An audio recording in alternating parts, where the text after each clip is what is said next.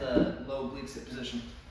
So setting up, you have a almost like a staggered stance of the legs here, with top leg foot is going to be right in front of the ankle.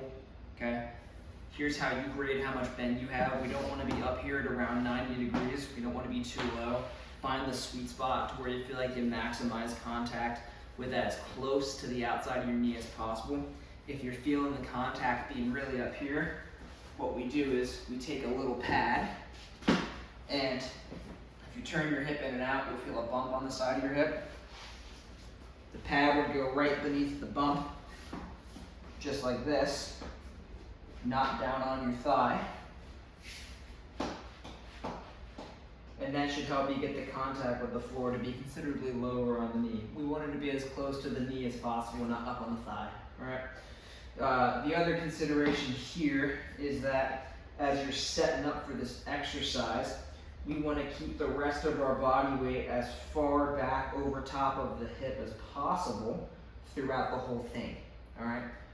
Common mistake that I see with this is we start up twisting towards the ground, and then we do the other details, and then the twist takes up all the slack for things to move as you breathe in and breathe out, which is the point of this, okay? So we're here.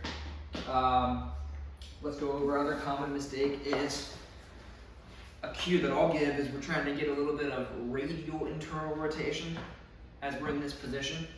So I'll cue people to turn their watch band into the ground so they can also feel their pisiform bone on the ground and this knuckle of their thumb. Okay. Oftentimes folks will have problems doing that. They'll turn the whole arm in. All right. This is a common mistake. We don't want to turn the whole arm in and lose contact with the outside of our hand. That's actually going to close off the space in the back side of the body. If you're having problems being able to turn this in or to be able to feel this on the ground, what we can do is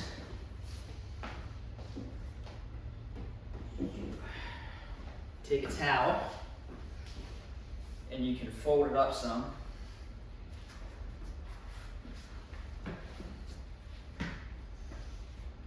And stick that here on the hand, okay? Don't want it so high that when you go to turn, you can't feel like you're getting the inside edge of that pisiform bone in your palm down. So this would be my setup, all right? Other common mistake, people go to do this, and then they push themselves away and they bend here through the spine. Trunk stays relaxed, okay? As I gently turn that down, that's actually gonna push me away from the floor a little bit. You're gonna feel the contact on the pad or on the floor of your hip move more towards the underside versus when you sag down, it'll go more towards the top side of the hip. Boom. Now, I'll turn a little bit more towards you so y'all can see this. A little bit more. This face the camera directly. So I'm set up in this same position here. I got my radial IR. I'm keeping my weight back over top of my hip. I feel the outside of my knee down. Nothing changes as I now try to pull the front of my shin over top of my ankle. You should feel as you do that, you get a little heavier on your right elbow, a little heavier on your right hip. We don't want to twist towards the ground as we do it, okay? Keep my turn at the wrist, keep my contacts there, abs are quiet. This, I can use to gently hold my shoulder back, but I'm not pushing hard, so I'm shrugging. And I just quietly breathe in.